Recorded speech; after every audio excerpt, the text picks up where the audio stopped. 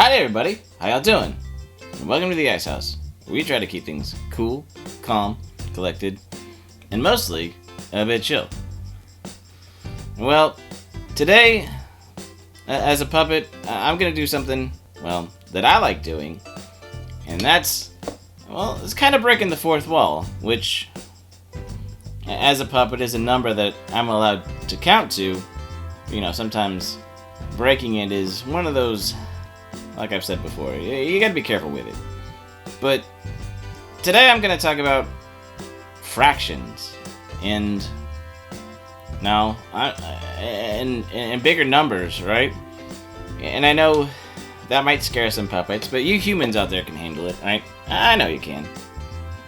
And I'm not talking about like 7 out of 10, like when we talked about all the video games that crashed last year, and the rating people give when something's like, it's good enough that I don't want to say it's bad, and it's not like a 5 out of 10 that it's halfway, but it's still mediocre. No, I want to talk about 9 out of 10. Well, more specifically, in more of a fraction form, is 9/10.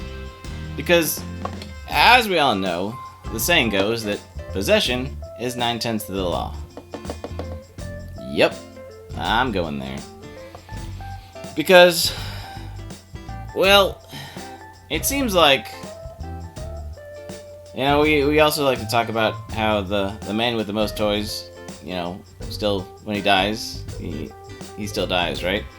So, I know that's kind of a morbid thought, because I have a lot of toys, right? And, we like to spend our time, our money, and effort on things that we enjoy in life.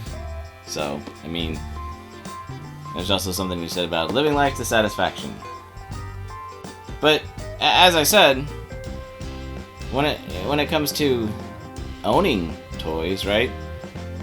It's possession. So, the thing about all the streaming and, owning the rights to, or actually owning the actual property, you start getting in this kind of unsettling rabbit trail that a lot of us have gone down eventually, because, like I said, with the physical media, with an actual toy, like a plastic bottle, say, like the Gundam and the Gunpla I like to build, Gundam, plastic model, right? That's what Gunpla is, in case you didn't know. And I know a lot of you do, but just to be semi-informative, that thing is, it's like buying a Lego set, which is also made of plastic, and you build, right? Or Gunpla. You buy the figure, the toy, the model, and you set it on the shelf, it collects dust, and sometimes it deteriorates over the time, but you know what? You still have it, and it's still there, it's tangible. You can put it in a box and pretend it's not there and keep it, super, like, pristine so that you can sell it, or you can enjoy it. But the undeniable truth is you have it in your possession, right? Now, like I said, the unfortunate truth is that a lot of us have realized that with all the streaming stuff and, with games and movies and digital copies, we have, there's a lot of times we realize we've been given access codes or keys, or, we don't possess the copy of the movie. Sometimes you have a physical copy, which is awesome, but if it's just, we're paying for a service or the ability to use and rent something out, basically is what they treat it like, right? You're renting the access, you're paying for the ability to experience something, but at some point in time, it could be taken away because, maybe they decided to stop supporting that video game because it's no longer, profitable for that company. So all the time and effort and anything you've invested in that, all of a sudden, it's kind of gone, right? And same with like a digital movie library. If you, if something happens to that hard drive or that thumb drive, right, you could lose it. But also, if the company that you got the codes from or the access from goes under, well, you may not have the ability to find it again. And I know this goes a lot of you guys out there who, you know, whether you watch anime or you love old music and stuff. And I know there's a lot of us that there's either shows or albums or things that are, you know, considered out of print because they're in this sort of, well, this purgatory of who owns what rights and who's willing to allow distribution, or if it's just being hoarded by some company for some later time, or maybe they just wanted to buy up all the IPs because they wanted to put out something else and didn't want anybody else to compete with them, right? So there's this whole thing of, like, it comes down to, like, okay, it's not just about possession, it's just about there's no access at all, and the people who own it won't let us experience it. And then you get into things like the high seas, and, you know, sometimes you wonder, well, if I have a bootleg copy, I mean, at least I can actually experience something that's art, that's something that inspired people, right? That, you know, sometimes it's older stuff that you could say isn't amazing now, but as a history buff or a music buff, or, you know, somebody who appreciates how things have become stepping stones over the years, or inspired other people to create other great works of art. Now, there's some of these integral steps in the process that are kind of missing, and, well, because we don't know who owns them, or whoever owns them doesn't want to give the rights up to it, well, they're kind of lost, and that really sucks, right? Because, you know, and like I said, I don't want to be a completely Debbie Downer, but it's rough. Like, there's a lot of, well, when it comes to, I think before the online and really more, not necessarily digital era, but there was a time where we didn't have the internet, we didn't have all the connections and expectations that everybody would have internet and access to download everything or stream everything, which, let's face it, a lot of people still don't have that ability. So there's a lot of people that have been left out, and because of lack of certain physical media, even that once existed that is no longer in circulation, makes it harder for them to even experience all the things, you know, just kind of the current age of what's up, right? And, well, I think that's sort of that's its own sort of topic of leaving people behind, because kind of saying we're too good and we've moved on sort of thing. But I remember back, like I said, before the World Wide Web was really a big thing, and when you bought cartridges or you bought DVDs or discs, right, you actually had the boot disc, right? You had actually all the information. It wasn't just a key to download stuff online. It actually had all of the components necessary to, in a isolated situation, be able to either experience the game or to reformat your computer, right? I definitely remember, I think it was in the early 2000s, so like a little over 20 years ago, when my computer kind of crapped out, and I was still able to contact the company, right, to send me reformatting reboot discs for free. Like, I think it's a lot harder to come by that nowadays. Maybe I'm wrong, but for the physical media copy of it, right?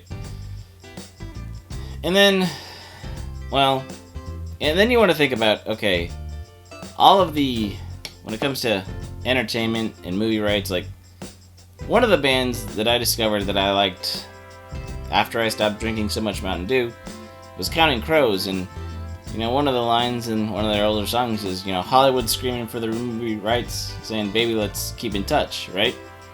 And, well, I think I got to thinking about it, right? We had, even in the 90s, and, well, one of the things that we've always kind of had issues with is the movie adaptations of books, or, comic book, cartoons, or anything, right? So, I feel like we've always had concerns about the directors sort of trying to do what they want and trying to adapt or change the story, and then you always have the people who,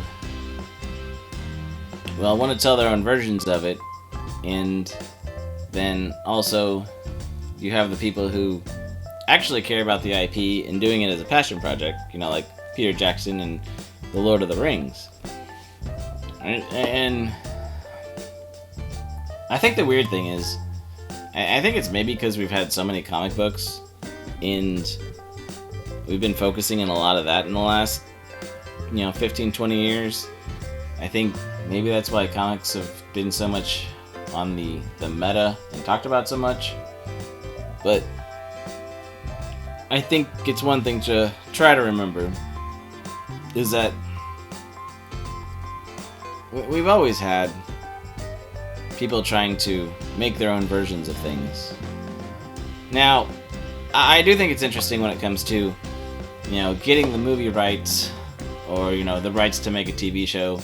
So, like, Amazon with its, Middle-earth based idea, or, its Wheel of Time based idea, or then there's the fact that Disney went out and bought Marvel, bought Lucasfilm, bought all these things, so that, it's not just getting the rights to it, they have the rights to it. They own it. So, do they really have to check with anybody else? Because it's theirs now. I think there's something about the balance of powers and the balance of creativity and the, I don't know, something about without somebody to tell you that no, it's not going to work, or saying, the author or the writer saying, nah, I can't put my, or the company that owns it saying, no, we won't allow our IP to be treated this way. Kind of like Nintendo kind of did with the Mario Brothers and things. We've heard about that, and how they can be sometimes too strict in a way, really strict in a way about protecting their IPs. But at the same time, when you see everything else going around in the world, and how people just want to buy it up and do what they want with it, and then when it doesn't work, just sell off the subsidiary company that screwed it over, or, that they screwed over, however you want to look at it, So, yeah. With all that rabbit trail, I think it's important to know that there's things that we can tangibly own and tangibly have, and sometimes if we manage to get a bootleg copy of something that is otherwise unattainable because we want to actually appreciate the art, I don't know if that's a terrible thing, right? Because I think there's a lot of art that needs to be expressed and experienced. Back when we used to burn CDs or copy tapes off the radio, right? And share them with our friends because we wanted to share the experience, because we wanted people to know the joy. And now it's kind of locked tight in the sort of monetary, what am I going to get for, what am I going to get out of it? Why should I let you have it sort of deal. It's the antithesis of art and growing and sharing and inspiring that it's an interesting place. Because I'd rather be in a place where we can experience something, be inspired by something, and take our creativity to new heights. Which is why, once again, I have a lot of toys, because whatever's going on in the world, You know, if I have Blu-rays of shows that I like, you know, that are legally, you know, attained, and I have toys and models and figures that I can enjoy, well, I've got a lot to do with my hands and my brain on my own time, you know, in case I don't have the internet access or want to unplug for a little while. So, I guess that's mostly what I have to say about that. I mean, I appreciate the streaming and the ability to access stuff through the internet, but it's something I don't think we should at all take for granted. It's a great tool, but shouldn't be required to function just yet. Well, let me know what you think, you know, down in the comments, or if you have any thoughts. Like, subscribe, and share it out if you want to, and we will see you next time. Well, see you later. Bye!